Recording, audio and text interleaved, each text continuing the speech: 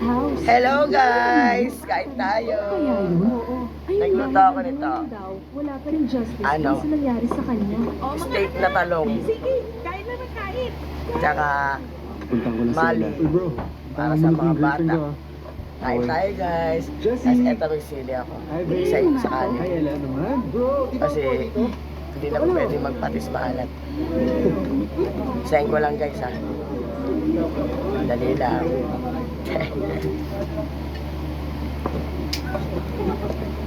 Hi. May nakaupo na eh.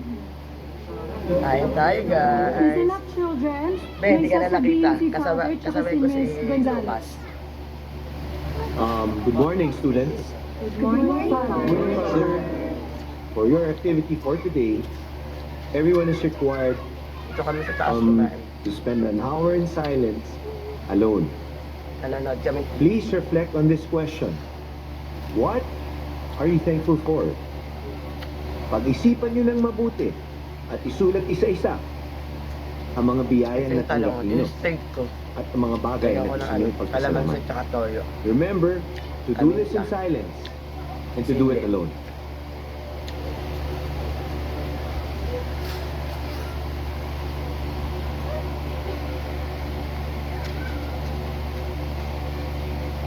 Talong pa lang, ulam na.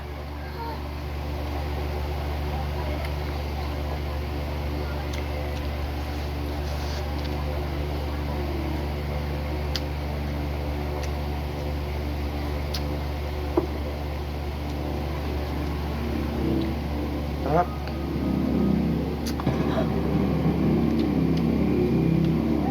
Sarap ng steak na talong. Manang Celia. At kilala niyo po ba siya? Siya si Veronica, nakababatang kapatid ni Doña Amara. Gandang babae. Noong kapanahunan niya, siya ang pinakamagandang dalaga sa buong nayon. Daming nanliligaw sa kanya. Kaya lang, malungkot ang nangyari sa kanya. Totoo po ba yung kwentong ginasa siya at pinatay? Hindi siya pinatay. Isa, dalawa, tatlo. Isa pa o, Doña Amara. Hindi pa uwi na si Dorita. Isa, dalawa, tatlo. Ayos po, Doña Amara. Ano dalawa pa? Sige po. Nanonood kami ng horror.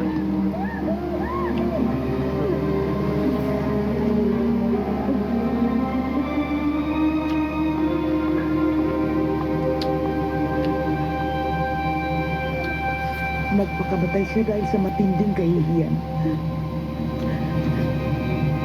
Ilang buwan kasi matapos naghahasain siya ng katiwala ng mansyon. Nalaman niyang buntis siya na nagbunga ang panggagahasa sa kanya. Veronica!